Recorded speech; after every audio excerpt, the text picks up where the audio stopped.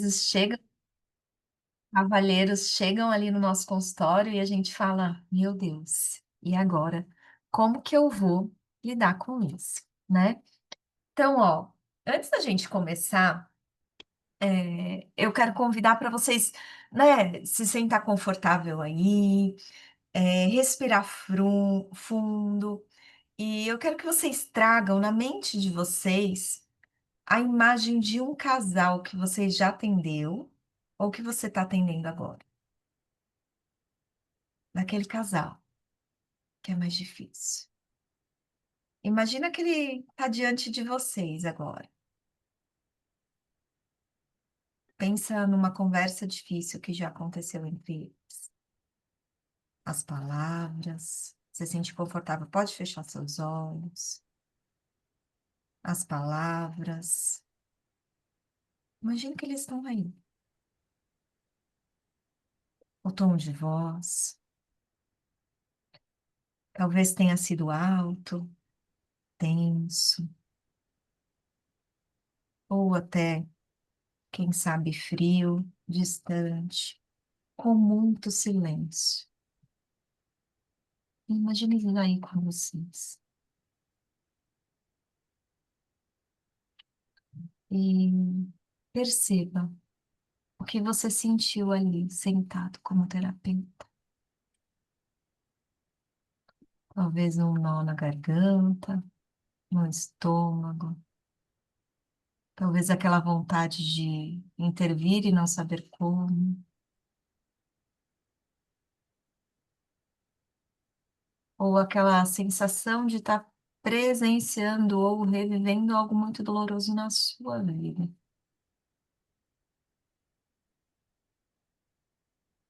Vai sentindo isso.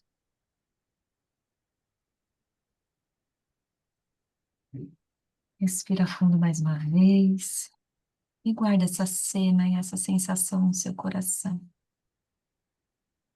porque ela vai caminhar conosco durante toda a nossa supervisão de hoje.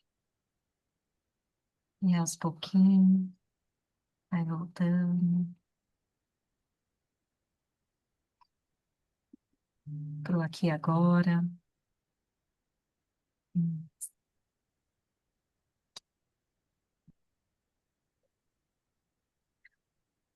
Pois é, minha gente, aí a Mara chegou também, seja muito bem-vinda. Hoje nós vamos falar, depois a gente ter imaginado, né, esse casal e como a gente se sente. Nós vamos falar sobre um mapa poderoso, que vai nos ajudar a entender por que que essas conversas desses casais se tornam campo de batalha emocional. E esse mapa se chama Os Quatro Cavaleiros do Apocalipse. Foi algo que foi criado por John Gottman, não sei se vocês já conhecem, mas aqui a gente vai usar o óculos da terapia do esquema para olhar para ele de uma forma diferente, tá?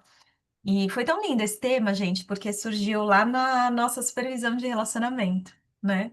Alguém me trouxe uma pergunta, eu falei, pronto, vamos levar lá para a comunidade, né? Que eu não conseguia falar com mais profundidade. Então, a gente vai olhar para isso com óculos da terapia do esquema. Por quê? Porque nós entendemos na terapia do esquema que os esquemas e os modos, né? Quando a gente entende isso, a gente consegue enxergar que por trás de cada crítica, de cada defesa, de cada ironia, de cada silêncio, existe algo muito mais profundo. Existe lá no fundo uma criança vulnerável, muitas vezes pedindo para ser vista, cuidada e amada. E é a partir daí que a gente vai trabalhar hoje, tá? Não apenas para identificar os padrões dos quatro cavalheiros, mas para criar esses caminhos de reconexão, onde a gente vê muro, né? Porque muitas vezes a gente vê aquele casal se defendendo, aquele casal se criticando, a gente fala, meu Deus, não vou conseguir aqui, né? Então, quando a gente fala dos quatro cavaleiros do Apocalipse, e eu preparei um presente para vocês depois, é, que é algo que eu uso para os meus atendimentos de casais, eu fiz um baralho com os quatro cavaleiros do Apocalipse, tá? E eu vou dar esse arquivo para vocês. explicando, né? Quando a gente olha para os cavaleiros da terapia do esquema, o primeiro é o quê? O primeiro é a crítica. Quando que a gente não vê, gente, um casal se criticando? Principalmente quando tá desconectado, né? Mas aqui é importante pensar assim, a gente precisa de diferenciar, porque a gente não está falando a crítica como um comentário sobre algo específico que o outro fez. Como, por exemplo, você esqueceu de lavar a louça. A crítica, acho que a gente fala nos Quatro Cavaleiros do Apocalipse, é muito mais profunda. É quando a fala deixa de apontar um comportamento do outro e passa a atacar diretamente o caráter e a identidade dessa pessoa. Entendeu? Então é diferente. São frases que ferem mesmo. Ó, por exemplo, você é egoísta, você nunca pensa em mim, você é igual ao seu pai, você é igual à sua mãe, você é impossível. Percebe a diferença? No comportamento, eu digo o que aconteceu. O que que eu falei aqui? Você esqueceu de lavar a louça. É um comportamento. Eu digo o que aconteceu. Na crítica, eu digo quem o outro é, colocando um óculos negativo que toca diretamente no valor pessoal do outro, tá? Deu para entender um pouquinho a diferença, né? Então, quando a gente coloca o óculos da terapia do esquema, vamos pensar o que está por detrás deste cavalheiro que comete essa crítica. Quem chuta? Quem quer chutar? Vamos lá, gente. Me ajuda. Quer falar, Juju? Seu microfone tá. A necessidade de ser vista, né? Porque Hum. a louça é um mero, né, detalhe ali, né? Mas Mas que é modo tá por trás, Ju? o modo É, da fala da da louça. pessoa que critica. Da pessoa que Ah, critica. tá. Eu acredito que seja um modo punitivo Tá. de enfrentamento ali dele. Ele entra no modo de Perfeito. punição, né? De exigência, de querer que o outro seja o que ele tá, né? Imaginando ali. Então vai e Uhum. critica. Isso mesmo, gente. Parabéns, Ju. É isso mesmo. Passa por um filtro de um pai ou mãe punitivo, que distorce o pedido e transforma o grito de dor em ataque, né? E muitas vezes também, gente, pode entrar o quê? A criança bem zangada ali, né? Que a gente chama também na terapia do esquema. Aquela parte que tá ferida e tá tentando dizer desesperado de um modo totalmente disfuncional: olha, eu tô aqui. Só que essa mensagem ela não sai pura, né? É como se dentro da pessoa, aquela pessoa que critica, a parte vulnerável tentasse falar, mas o microfone estivesse nas mãos de uma parte muito punitiva, que só sabe acusar, julgar e apontar defeito, tá? E por debaixo disso, gente, a necessidade é muito clara. Eu quero ser vista, eu quero ser validada, eu quero ser respeitada. Lu, mas quem critica é uma forma de hipercompensar tudo isso que ela precisa. Olha que louco isso, né, gente? Como que a gente pode sentir uma coisa tão pura, ter uma necessidade tão pura e agir de uma forma totalmente distorcida, né? Então, é uma pessoa que quer ser validada, que quer ser respeitada e não sabe agir de outra forma, né? Porque a crítica, ela não sabe expressar com cuidado. Agora, quando a gente trabalha com o nosso paciente para ir produto saudável, como que ele poderia dizer de forma diferente? Eu preciso que você me ouça e me leve a sério, isso é importante para mim. Ou seja, eu não estou criticando o outro, eu estou falando da minha necessidade, né? Então vai, gente, conforme eu for falando, vai identificando um momento assim, algum casal que vocês acompanham, né? Qual modo que vocês perceberam que estava por trás da crítica? Vai fazendo esse exercício, porque isso é bom pro nosso aprendizado, tá? E aí, o John Gottman, ele traz esse primeiro cavalheiro, ele também traz o antídoto, né? Para que a gente possa ensinar o nosso casal. Então, eu vou falar dos quatro cavaleiros e vou falar do antídoto também, tá?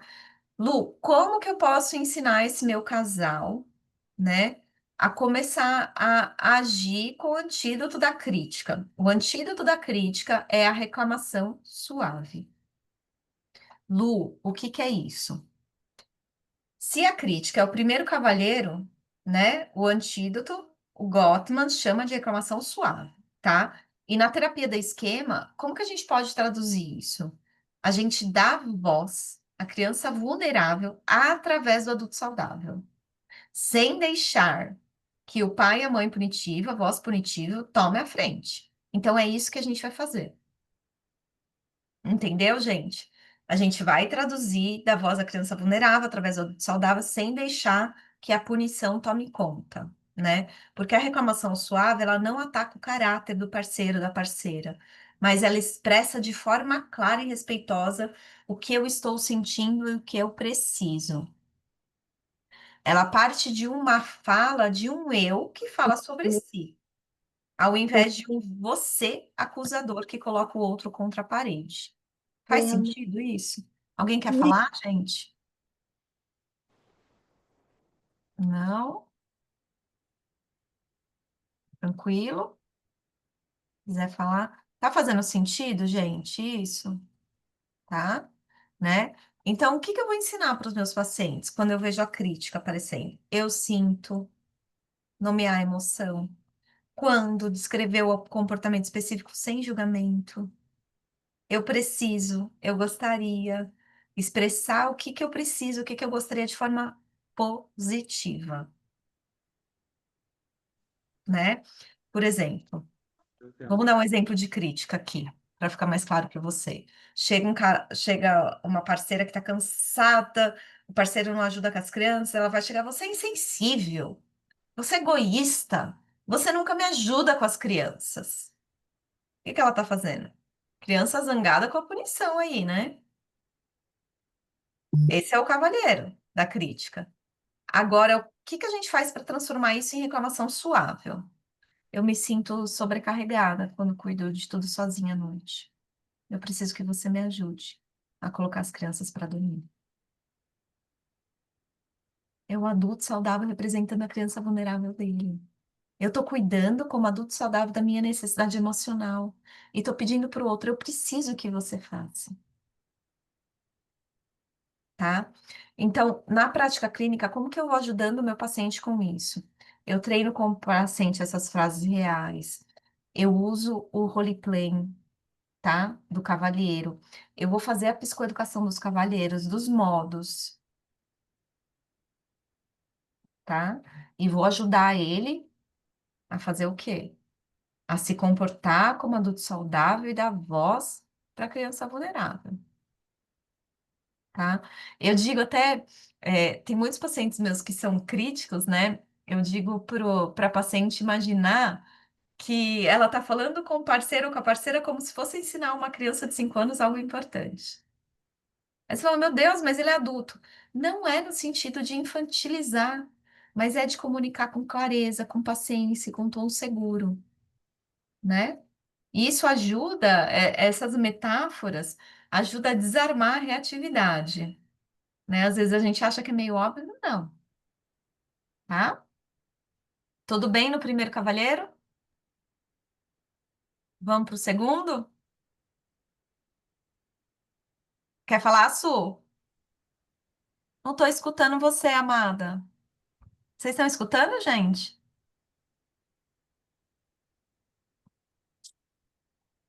Não estou escutando. Nadinha. Que loucura.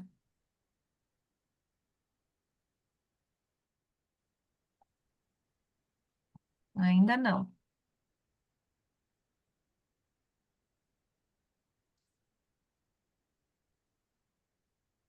Ainda não. Essas coisas acontecem, né? Na tecnologia.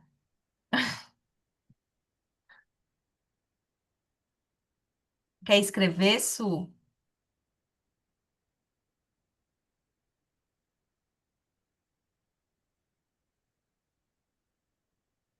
Alguém tá escutando? Não, né, gente? Ó, eu reagi aqui sem. Eu só vou ouvir então. Ô, Su, mas se você quiser fazer alguma pergunta, escreve que eu te respondo, tá? Ou algum comentário, tá bom? Pode escrever que eu te respondo. Vocês também, tá, gente? Se quiser abrir o microfone, se quiser falar, eu vou respondendo para vocês, tá? Então vamos lá, ó. O segundo cavalheiro, qual que é? A defensividade, tá? E aqui vale olhar com cuidado, porque ela pode parecer, à primeira vista, uma simples resposta crítica, tá? E muitas vezes pode ser mesmo. Mas na essência, quando a gente fala de defensividade, é um bloqueio para assumir qualquer parcela de responsabilidade da situação, tá? E isso pode acontecer quando? Quando a pessoa se coloca como vítima, se justifica de forma excessiva, como se precisasse provar, sou inocente, né? Ou devolve o ataque, invertendo a culpa para o outro, né? Na prática, sou a como? Frase que a gente chama. Eu não fiz nada de errado, é você que nunca faz isso. Isso não é culpa minha, é porque você me irrita, né? Eu não sou assim, você me irrita, né? E esse movimento, gente, quando a gente fala da terapia do esquema, é desviar do desconforto, tá? E quando a gente olha, né, para os modos, quais os modos principais, Lu? Pode ser um protetor desligado, tá? Que desvia dessa responsabilidade para evitar dor ou enfrentar esse conflito. Pode ser a criança envergonhada ali, vulnerável, né? Que reage como se assumir um erro fosse equivalente a ser esmagada, humilhada, rejeitada, tá? A lógica interna dessa pessoa que se defende é assim, ó. Se eu admitir qualquer falha, eu posso ser atacado, punido, diminuído, tá? Então a pessoa prefere se blindar, seja congelando ou seja contra-atacando, tá? E qual a necessidade que fica escondida lá no fundo, gente? Vamos pensar. Segurança para errar, sem medo de punição, né? Ou seja, um ambiente relacional onde é possível reconhecer limites e falhas sem ser massacrado por isso, né? E é muito importante a gente pensar que, assim, ó, a defensividade, ela pode acontecer no mesmo ciclo que a crítica, tá? E nesse caso, às vezes a gente fica se perguntando qual veio primeiro, né, na escalada. Muitas vezes não é a crítica ou a defensividade isoladas, mas o ping-pong entre as duas. Cada um motivando a outra, até que o diálogo se torna impossível. Vocês já viram isso? Crítica e defesa. A gente fica assim, né? Meu Deus, né? É um ping-pong, né? E qual que é o antídoto daqui, gente? A gente treinar o nosso paciente a aceitar a responsabilidade, tá? Esse é o antídoto da defensividade. O que que é isso? Vamos pensar. Se a defensividade ela é o quê? Ela é um escudo para evitar sentir vergonha, culpa, medo, né? Então, o antídoto é o quê? É justamente abrir espaço para reconhecer com honestidade a própria parcela de responsabilidade na situação.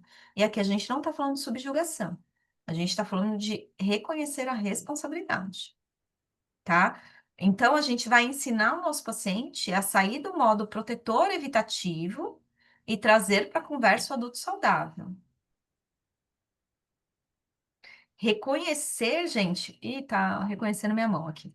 Reconhecer o que é verdade, né? No que o outro está dizendo, sem entrar nessa lógica de tudo ou nada. Mostrar a disposição para reparar quando necessário. Então, a gente ensina para o nosso paciente a reparação, tá? E a gente pode trazer vídeos para isso. Ensina ele a validar a percepção do outro, porque validar a percepção do outro não significa concordar com tudo, mas demonstrar que ouviu, né? Reconhecer a parte que lhe cabe, mesmo que seja pequena, em tudo que o outro falou, qual que é a regra, né? A gente brinca, eu aprendi muito, que chama a regra do 1%, né? Do 101%. O que que é isso, Lu? É reconhecer 1% daquilo que o outro falou que faz sentido para você. Aí a gente tira um pouco esse paciente da defensividade. E qual que é o exemplo, gente? Vamos lá, vamos pensar. Não foi culpa minha, você sempre joga tudo em cima de mim. Não foi culpa minha que eu cheguei tarde. Peguei trânsito. Vamos imaginar. Aí, qual que é o exemplo de aceitar a responsabilidade? Eu entendo que você ficou frustrada, que você ficou brava por eu não ter avisado que eu peguei trânsito. Eu realmente poderia ter mandado uma mensagem. Vou prestar mais atenção nisso. O que que a gente faz com isso, gente? Acaba com a discussão, entende? Então, quando a gente perceber isso acontecendo, a gente pode, né, primeiro psicoeducar o paciente, a gente vai falar sobre isso, e a gente pode fazer a técnica vivencial das cadeiras aí dos cavalheiros com eles. Ó, peraí, que cavalheiro apareceu aqui? E vocês podem usar o baralho que eu vou dar para vocês. Vocês podem imprimir, deixar lá e usar esse baralho. Qual, gente? Qual apareceu aqui? Vamos identificar, né? Porque a gente vai começando a ensinar eles quais são os cavalheiros e quais são os antídotos, tá? No caso, pode ser usado também a comunicação não violenta. Pode, Su. A comunicação não violenta, ela é ótima para o primeiro cavalheiro, a crítica, tá? A defensividade, ela vem mais para esse lado de aceitar a responsabilidade, tá? Mas a comunicação não violenta para crítica, ela é ótima, porque ela não fala do outro, ela não fala do comportamento do outro, ela fala o que eu estou sentindo com o comportamento do outro, tá? Então, é ótima, gente. CNV é ótima para esses casos, tá? E tem 4 passos, né, a CNV. Mas depois a gente fala nisso, senão vai confundir a cabecinha de vocês, tá? Mas vamos lá, ó. Uma dica muito simbólica para as pessoas que usam a defesa, o que que eu faço, né? Eu peço para eles imaginarem, eu até coloco um espelho, né? Imaginar que eles estão segurando um espelho pequeno, pequeno na conversa. E o papel deles é olhar para esse espelho e enxergar a sua parte, o seu 1%, por menor que seja, antes de responder para o outro, tá? Porque isso vai ajudar o seu paciente a sair da posição defensiva e entrar nessa postura de autorresponsabilidade. Se você tiver presencial com o paciente, você pode falar, ou se tiver perto dele, tem um espelho pequeno seu? Olha o que você me falou, que você se defendeu. Qual a sua parte de responsabilidade nisso? Você pode fazer isso de várias formas, tá? Quando é casal, é legal trocar as cadeiras, né? É legal fazer os cavalheiros, é bem legal. Tudo bem até aqui? Alguma pergunta? Deixa eu ver se tem alguma coisinha aqui no chat.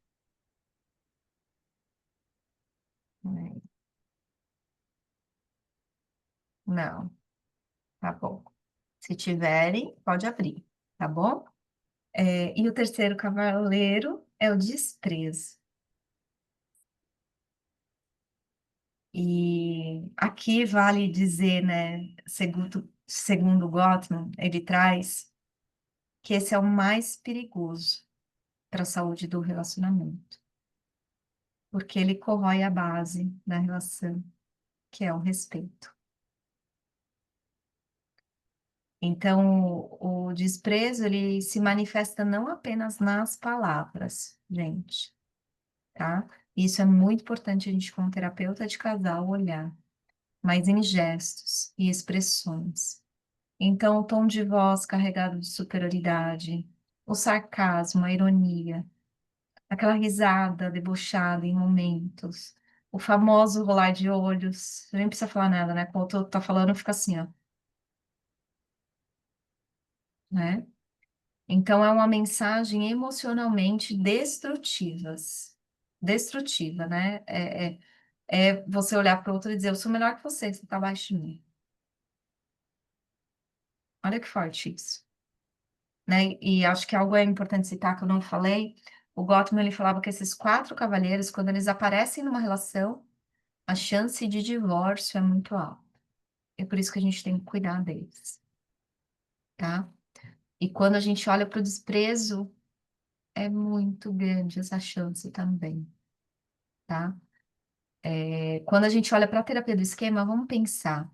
Aqui a gente pode encontrar o quê? A punição, conforme a Ju falou, a punição aparece na crítica e aparece aqui também, porque é uma posição de um juiz implacável, punindo. e diminuindo o outro, tá? O modo de arrogo grandioso, que veste uma armadura soul superior, tá? Mas por trás de tudo isso, gente, na verdade, existe uma criança vulnerável, apavorada com a possibilidade de ser diminuída. Nossa, Lu, mas é difícil, né? A gente vê um casal, quando a gente vê um casal desprezando o outro, o que que a gente tem vontade de fazer? Defender, né? A gente tem vontade de entrar com o segundo cavalheiro e usar a defensividade lá dentro, no meio desses casais, não tem? Eu já tive isso, né? Mas quando a gente entende que esse arrogo, por trás dele, existe uma criança que só precisa de respeito e reconhecimento do valor. E que, infelizmente, aprendeu com o modo disfuncional a fazer que seja reconhecido, a ser superior, né? Essa pessoa, ela só precisa sentir que é vista como alguém digno, com importância. Não entende? Lu, mas quem tem arrogo precisa. Verdade. Provavelmente foi assim que ele foi tratado na infância, foi assim que ela foi tratada na infância. E no fundo tem o medo de ser punido novamente, de ser abusado novamente. E usa o arrogo, a grandiosidade para se defender. Uma forma muito disfuncional, mas usa, porque tem um medo enorme de não ser suficiente. Isso é uma máscara, gente, para esconder uma ferida muito grande de vergonha, de humilhação, de abuso antiga. E quando eu aprendi isso na terapia do esquema, eu comecei a olhar meus pacientes com um modo grandioso de uma forma diferente, porque eu tinha um problema enorme para atender eles. Hum. E quando eu vi que ali era só uma criança desesperada, pedindo por amor, respeito e atenção de uma forma totalmente disfuncional, eu consegui, né, atendê-los. Isso não quer dizer que a gente não tem que verbalizar o que está acontecendo, o que está sendo feito, né? Fazer a nossa confrontação empática, porque o arrogo também machuca o outro, principalmente quando a gente está fazendo o tratamento com o casal, tá? E qual é o antídoto do desprezo, gente? Ensinar a apreciação e respeito, tá? O que que é isso? Ó, gente, vamos pensar. É, Na terapia do esquema, a gente vai ensinar o paciente a sair do modo punitivo e grandioso e acessar o adulto saudável, que consegue ver tanto o que que eu preciso e consegue ver a qualidade do outro, tá? Então, a gente vai ensinar ele a fazer o quê? A reforçar a percepção positiva do parceiro, equilibrando esse olhar que só busca erros para se exaltar, para ser suficiente, tá? E como que a gente vai fazer isso? Gente, tem várias coisas que a gente pode fazer, tá? Com pacientes que usam desprezo. A gente pode treinar o paciente a escrever uma carta, em sessão mesmo, ou sentar numa cadeira perto da parceira ou do parceiro e falar as coisas positivas que vê nele, né? A gente pode, eu já usei um vídeo, eu não sei se eu usei aqui, é um vídeo do Grey's Anatomy, vocês já assistiram Grey's Anatomy? É um vídeo que tem uma cena da Meredith.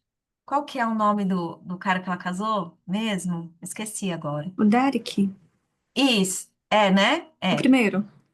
Esse é o primeiro. É. Isso. E tem uma cena que eles casaram pelo post-it, né? E que eles escreveram o que eles achavam um do outro. Então eu mostro isso pro casal e dou um desafio pro casal. Para eles, aquela semana, ou durante 15 dias, um mês, espalharem post-it pela casa reconhecendo o que o outro fez, né? Respeitando. Então, assim, os casais chegam todos felizes. Eu falo, depois você traz o post-it para a sessão, né? Então, eu ensino eles começarem a fazer isso, tá? Até exercício de gratidão também funciona, tá? Posso fazer exercício de inversão. Então, no momento em que a pessoa quis reagir ou que ela reagiu com desprezo, Como seria se eu fizesse essa inversão e reagisse de forma respeitosa e apreciativa com o outro, tá? Então a gente pode fazer muitas coisas, tá? Aí eu também falo assim pro paciente, né? Eu gosto muito de dar metáfora assim para ajudar o paciente, né? Eu falo, ó, imagine que o relacionamento é uma conta bancária emocional. Cada gesto de apreciação é um depósito. Cada expressão de desprezo é um saque alto. E se a conta entrar no vermelho, o vínculo vai ficar frágil. Então, a missão de vocês é fazer mais depósito do que retirada,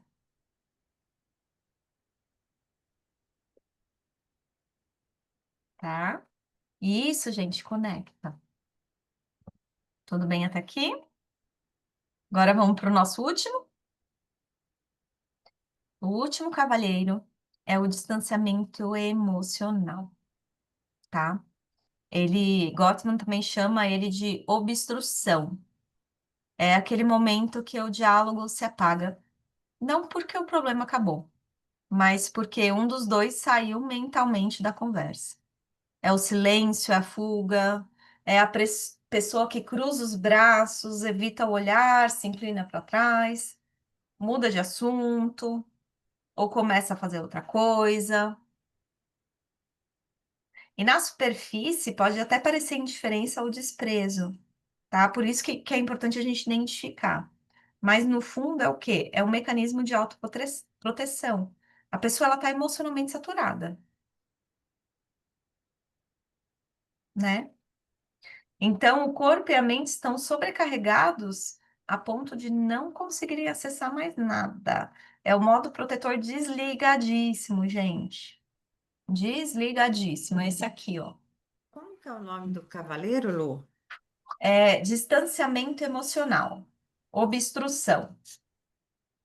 O Gottman ele chama muito de obstrução também. É que tem alguns termos em inglês, gente, que aí eles traduzem e fica um pouquinho diferente, tá? Então, ó, esse aqui é o protetor desligado. Então a pessoa tá assim, você tá falando com ela, tá distante, tá? E esse modo se desconecta como forma de evitar a dor ou a sobrecarga emocional. É como se ele dissesse internamente: se eu ficar aqui, eu vou ser engolido. Então, é melhor me fechar, melhor me desligar, tá? E muitas vezes, gente, esse fechamento é um reflexo do que foi aprendido lá atrás para essa pessoa. Em famílias onde expressar sentimentos, se conectar era perigoso, era inútil, era desvalorizado, né? E aí ele pode aparecer na pessoa sempre que a intensidade emocional ameaça transbordar. Aí ela tem medo, né? É uma forma de defesa. É uma forma de defesa. Essa pessoa não sabe lidar com as emoções.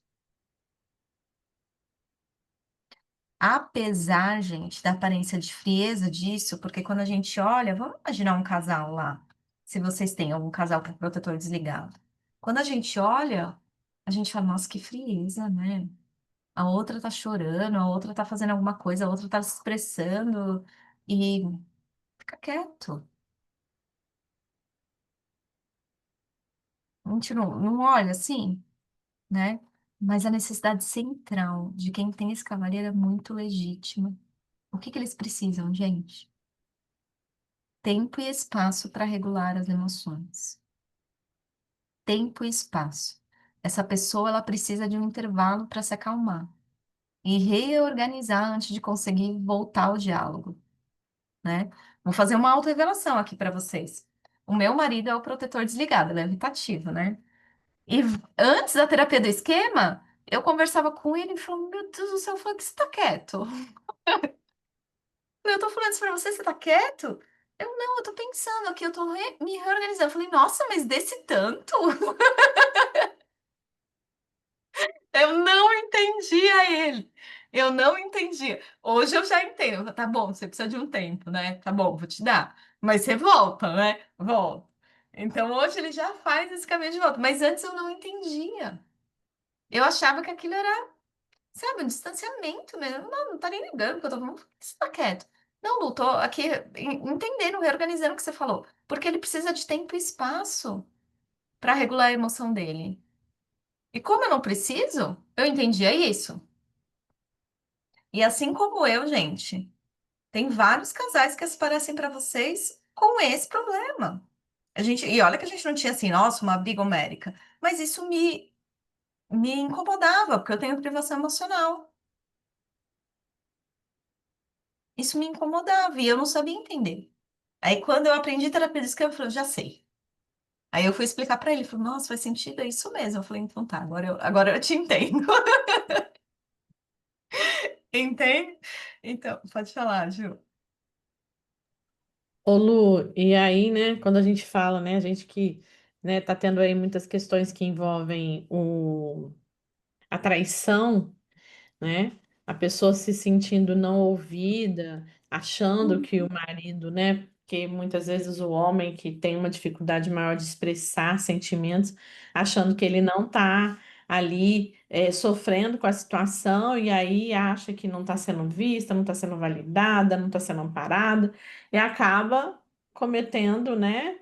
Caindo no precipício ali, indo para traição, né? E eu tô com uns casos muito assim, né, da É isso esposa mesmo. traindo o marido, porque o marido ela conversa e como o marido não tem, e realmente não tem, você vê que está sentindo dor, a gente que é treinado vê uma dor ali nos olhos e tudo, mas ele não consegue transmitir. E isso machuca a pessoa e por ela não, até então não ter tido esse entendimento, né, ela vai, trai, e aí entra num sofrimento, porque né? Vai em busca de uma necessidade, né? Mas de maneira totalmente disfuncional. Aí você me fez lembrar esse casal que foi o que eu É, coloquei na minha mente quando você falou para pensar. E e é ele é isso assim, mesmo, Ju. ele não move um músculo, um É, músculo. Aí eu vou lá e faço, me conta, o que está acontecendo aí dentro? A gente, né? Você consegue trazer para gente, para compartilhar? Porque ele tem uma dificuldade. Aí ele não, eu tô aqui. Eu falei, onde você tá? Você tá aqui? Não, eu tô aqui. Aí ele levanta os olhos assim, mas a única coisa que ele consegue fazer é levantar os olhos. é, é. É isso mesmo, gente. E isso acontece muito, Ju. Obrigada por compartilhar, viu, meu amor? Isso acontece muito. E o que que a gente tem que ensinar para esse casal, né? Porque, ó, imagina, essa esposa, ela tá o quê? Ela tá hipercompensando, ela tá buscando a necessidade dela, que é a privação emocional. Primeira coisa, ensinar para ela que ela pode também se reparentalizar, né, ativar o adulto saudável dela, que possa falar através da criança vulnerável que ela precisa para ele, né? Porque a traição às vezes é uma forma disfuncional, né, de buscar aquilo que eu não tenho, né? A criança vulnerável, eu preciso, eu preciso, eu preciso, eu preciso. E aí, para o protetor desligado, né, o que que a gente vai ensinar? A psicoeducação das emoções, a sentir. Essa pessoa, geralmente, ela passa despercebida. E é isso que não pode passar. Às vezes a gente tem que virar para essa pessoa que tá caladinha.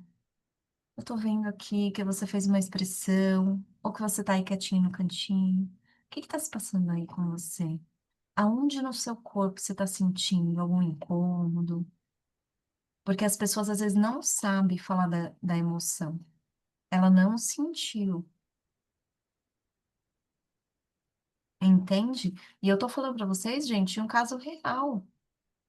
Tem mudança? Tem. Meu marido era super evitativo. Ele foi chorar a primeira vez no nascimento da minha filha, da nossa filha. Entendeu? Então dá para a pessoa mudar. Hoje eu vejo ele falando coisas, eu falei assim, nossa, eu acho que você não é mais evitativo.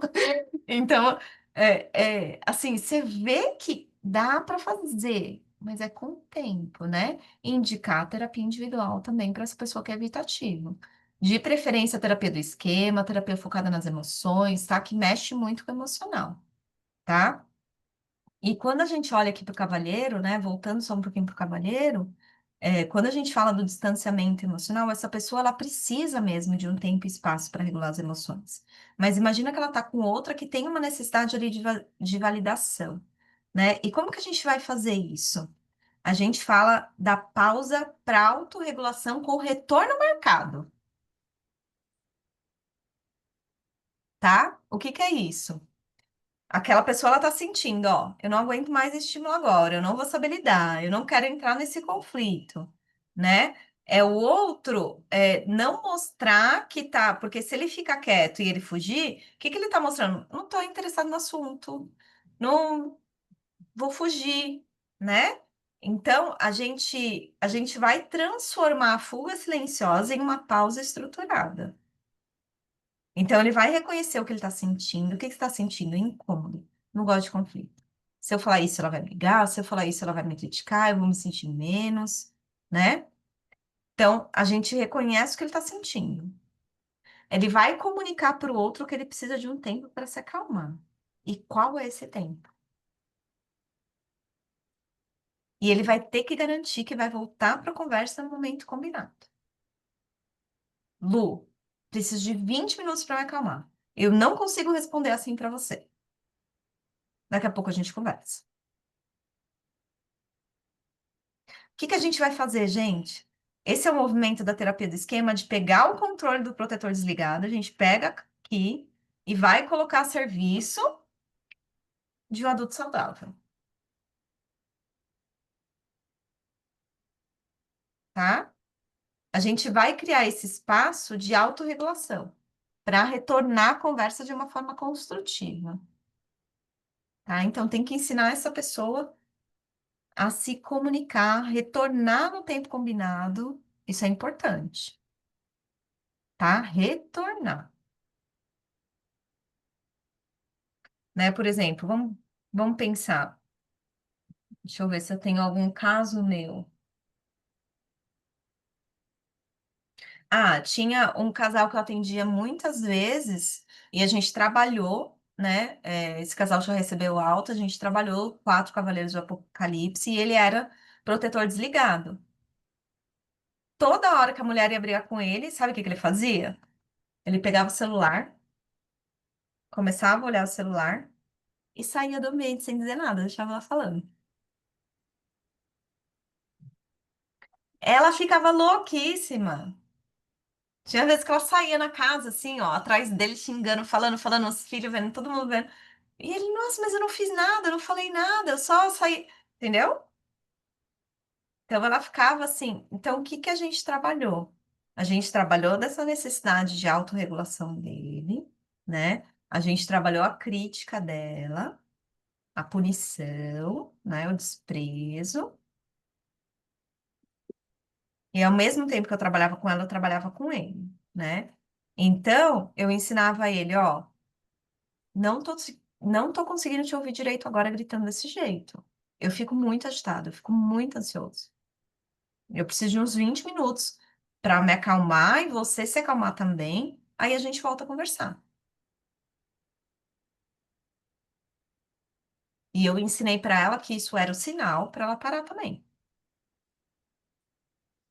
Porque daí ela estava ultrapassando o limite dele. Entendeu? Faz sentido, gente? Ó, pensa assim. Tudo bem que que agora a gente tem panela de pressão elétrica, né? Mas pensa naquelas, ó, revelando a minha idade. Pensa na panela de pressão normal, né? Pensa na pausa como você colocar a panela de pressão quando tá para fora do fogo. Não é jogar fora comida, é só deixar esfriar para abrir ela com segurança. Porque se eu abrir antes de tirar do fogo, o que que vai acontecer? Ó, entendeu? Então é isso, tá? Esses são os quatro cavaleiros, gente. E por que que eles aparecem? Né? É muito importante a gente pensar nisso. E aí eu vou mostrar o baralho para vocês. Eles não surgem do nada. Ele não aparece porque a pessoa acorda de mau humor ou porque quer estragar o dia do outro, tá? Eles são, na verdade, atalhos emocionais que a psique encontrou lá atrás para tentar sobreviver a situações que eram dolorosas demais, tá? Então, um dia, em algum contexto do passado, a gente também deve ter, em algum momento, algum desses cavaleiros nas nossas relações, os nossos pacientes também, né?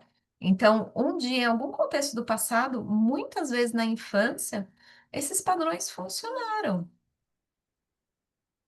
Como assim, Lu? A crítica pode ter sido a única forma de conseguir ser ouvida. A defensividade pode ter protegido de punições injustas.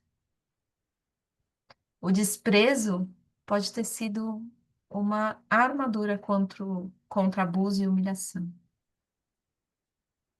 E o distanciamento pode ter sido a única maneira de manter a paz e evitar explosões.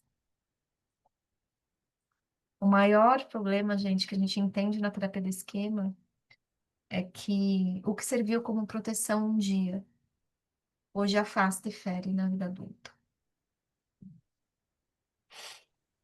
né? E Lu, esses você ataques. podia repetir essas 4 frases de novo para a gente anotar? Tá, vamos ver se eu lembro, que tem coisa que vamos lá. Vai. A crítica pode ter sido a única oportunidade de ter sido ouvida.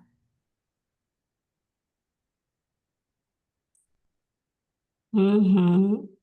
A defensividade pode ter te protegido de punição, de qualquer punição, né? Sei lá, imagina uma criança que foi muito punida.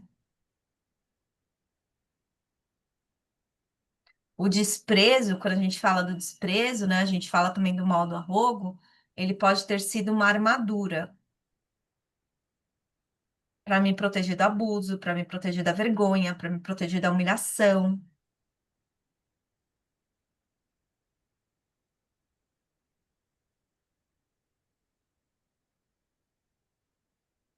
E o distanciamento pode ter sido a única maneira de manter a paz.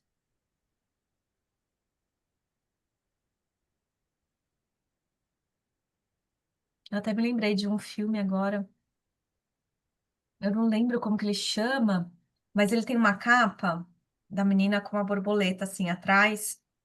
É, ela foi adotada, né? É uma menina de cor negra que foi adotada e, e os pais adotivos uma vez falaram assim para ela, essa fala ficou muito para mim, né? Os pais, eu vou procurar esse filme para mandar para vocês.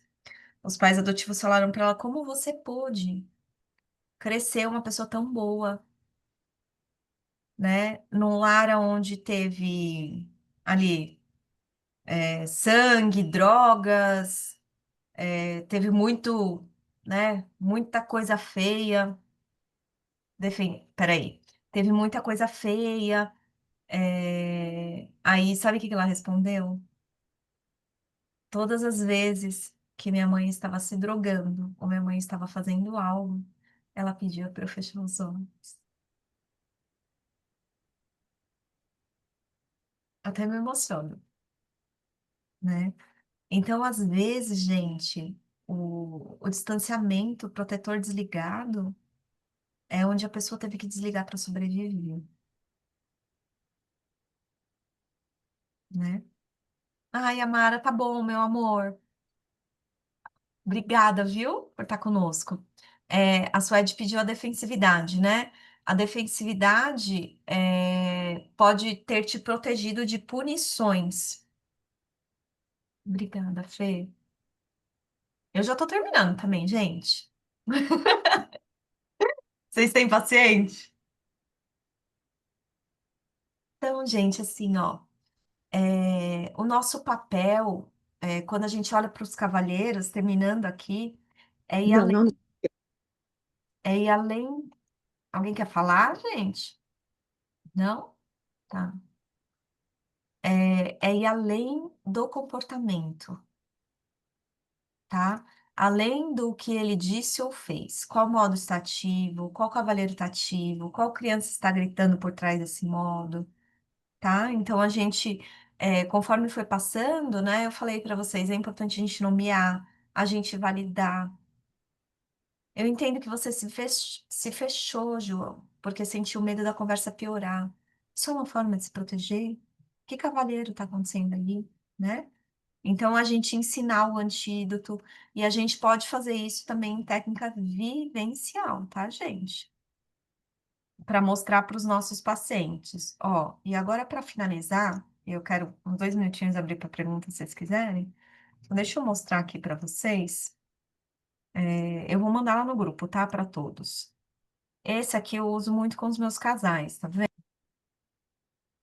Ó, então aqui, ó, a crítica, aí eu explico o que que é, aí o antídoto da crítica, a reclamação suave, tá? Então aqui tem todos os 4 cavaleiros para vocês usarem com os casais de vocês, tá? E eu vou mandar lá para vocês.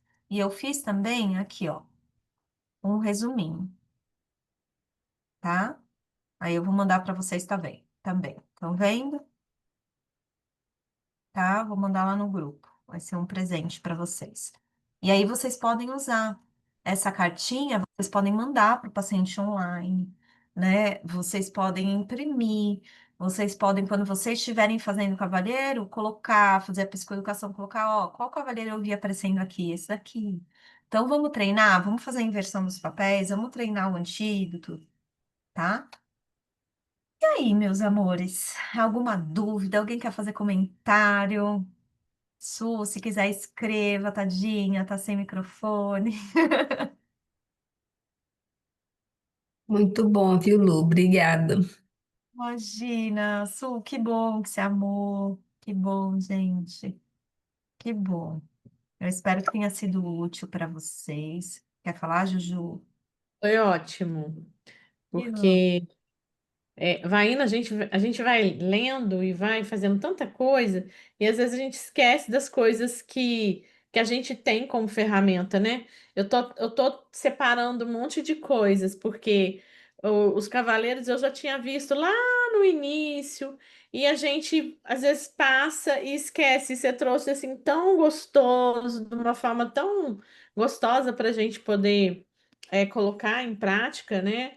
Porque fica mais. Eu falo que a terapia dos esquemas, né? Eu sinto que eu pego ela na mão. E aí você trouxe ela dessa forma que faz muito mais sentido, né? Fazendo a releitura do Gottman com a TE aí. E incrível, amei. Ai, que bom, Juju, e que bom. E ó, a gente é assim, é que é tão pouco tempo pra gente falar, né? Eu falo que eu gostaria de ficar aqui umas 2, 3 horas com vocês. Mas a gente pode usar os cavalheiros e pode usar as técnicas iniciais da terapia do esquema junto. A gente pode usar as metáforas, né? Gente, eu apronto cada uma. Já teve casal quando eu atendia presencial que eu levei chapéu de cowboy mesmo, meu marido. Para ensinar os cavalheiros. E por quê? Porque quando a gente faz isso, imagina um desprezo. E eu chego lá com o chapéu de cowboy.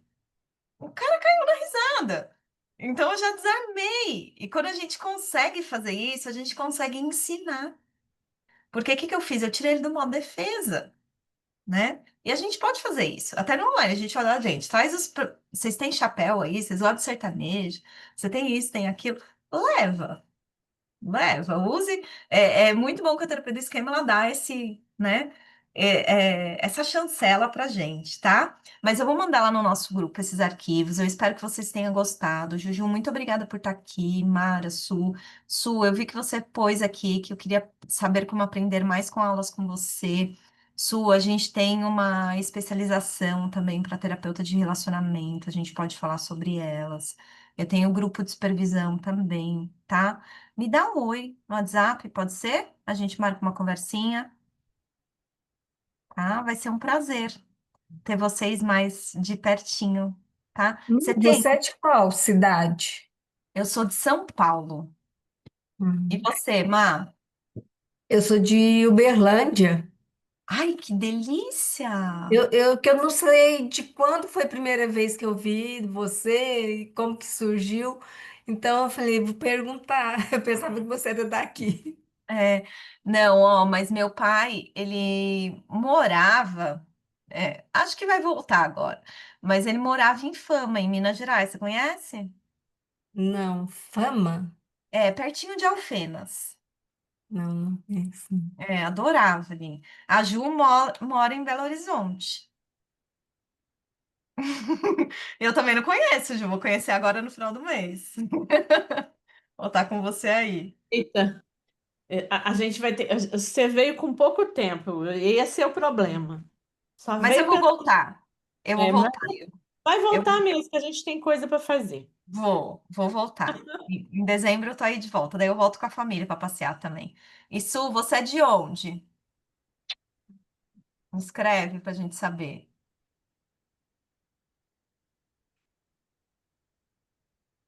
Ai, que delícia! Ah, Ai, que delícia! A Su tá fazendo inveja pra gente. E, gente, você sabe uma curiosidade aqui pra vocês, né? Às vezes, quando me perguntam, eu falo, você é de onde? Eu falo São Paulo por enquanto. Porque eu sou louca, vou mudar daqui. Mas que delícia, Su! Muito gostoso aí em Joinville. Eu já fui conhecer, maravilhoso. Adoro, adoro. eu acho que você pode vir para BH, que você também vai gostar de BH, viu? É, É. vou conhecer, quem sabe, quem sabe. Gente, olha, um grande beijo, uma ótima quinta-feira para vocês. Sussu, eu coloquei meu telefone ali, pessoal, tá? Meu WhatsApp, me chama, me dá um oi pra gente conversar. Mara, um grande beijo. Coma um pão de queijo por mim, meninas, que eu amo, tá bom? Tá certo.